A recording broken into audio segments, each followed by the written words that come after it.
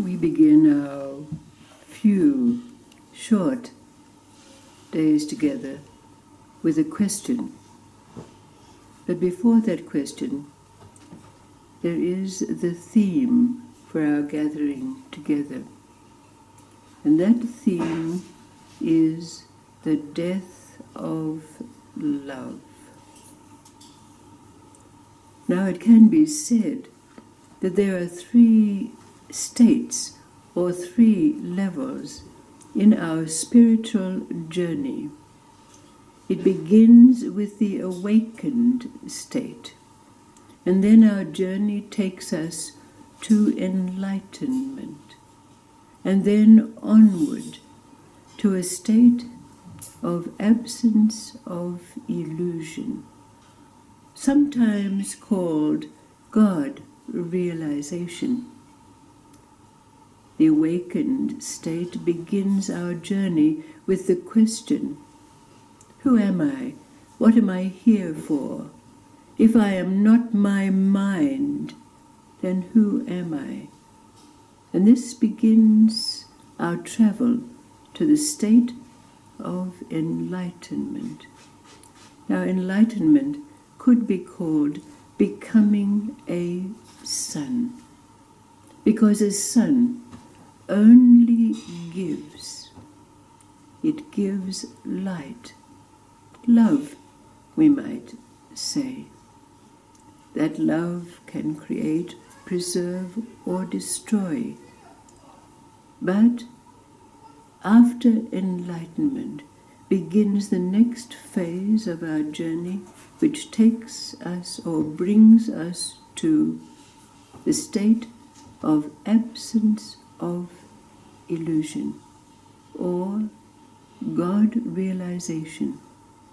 So the question that begins our week, and perhaps in the days of the workshops and the stories, we'll find the answer to this question.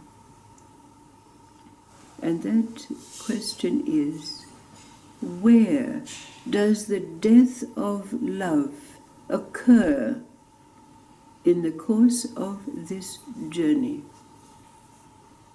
Where does the death of love occur in the course of our spiritual journey?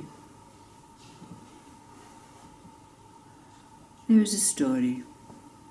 The story of Joseph.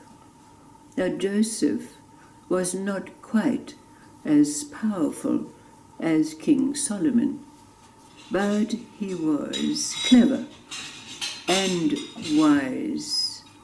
But there was an occasion when he was escaping from a war in his own country, when he was captured in the great land of Egypt and made a slave. In fact, he was the lowest of the low, because he became a servant to those prisoners who were kept incarcerated in the dungeons of the king. Now, during that time, Joseph served two men who had been put in the cells awaiting punishment. One was the butler of the king, who had allowed a fly to fly into the wine glass of the king. And the second was his cook, who inadvertently, by mistake, cooked a pebble in the bread that was served to the king, which broke his tooth. Now one day, when Joseph was bringing the water for these two prisoners to bathe in, he saw that they were in a state of great agitation. And he asked them, "What is it that's troubling you?" And they said, "We've had a dream, and we can't understand what this dream means, and there is no one here to interpret our dreams for us." Joseph said, "Tell me the dreams, and I will give you their meaning." And the two men laughed at him. "Look at you, a slave. What would you know about dreams?" But Joseph was not perturbed by what they said. All he said was, "Do you know the great Egyptian physician, Ramzan?" "Of course we know Ramzan. He's the most famous physician in all our land." Joseph said, "Well, let me tell you a story of him. One day, the great physician Ramzan wanted to go out into the world and heal, share his knowledge and his abilities to heal with all the world. So he set out, carrying a little knapsack with all his ointments, all his medicines, his emoluments in it, a little knapsack. But then, one day after a long journey, in the heat of the day, he decided to lie down under a tree to rest. Placing his head on his knapsack, he went into a deep, deep sleep. And then along came a beggar, wearing rags, straw sandals on his feet. But here he saw a man in a rich, rich cloak, beautiful shoes with curled up toes. So seeing that Ramzan was fast asleep, he stripped Ramzan of his clothing, leaving his rags beside the naked man. When Ramzan woke up, he found himself completely naked. But beside him lay the rags of the beggar. He had to place these rags on as his garments, and so he did, putting on the straw sandals and putting on the tattered rags. He went into town, and when he arrived there, in passing a house, he heard crying, wailing coming forth. So, the door being open, he went inside, and there he saw a husband and wife bending over the bed of a small boy.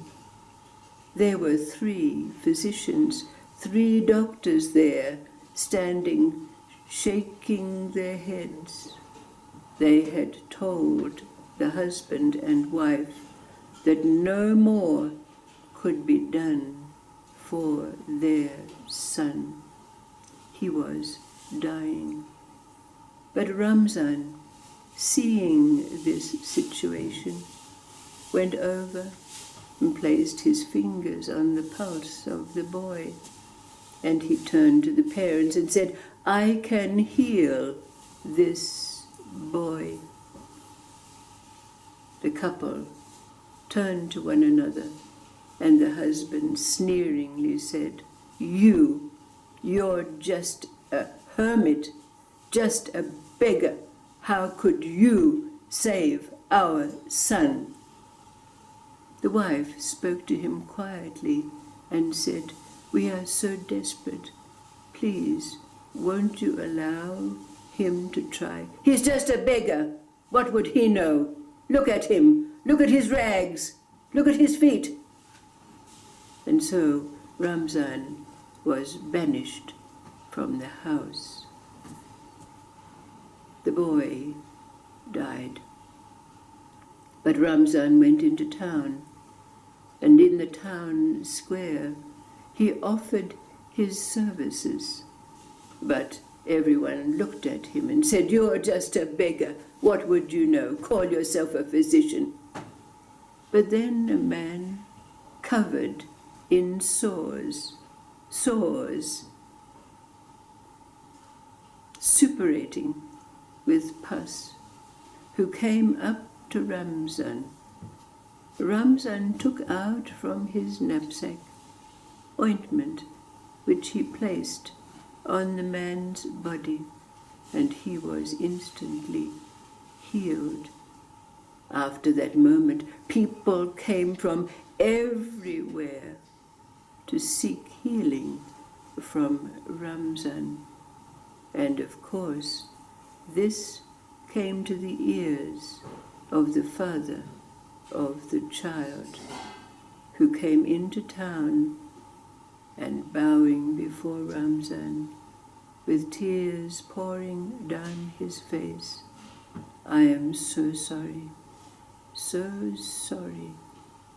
I did not see the physician in the rags. I now know that you could have saved my son's life. I am sorry, sorry, sorry." Joseph finished his story, and he said, "I am such a man, although I am wearing the garments of a slave.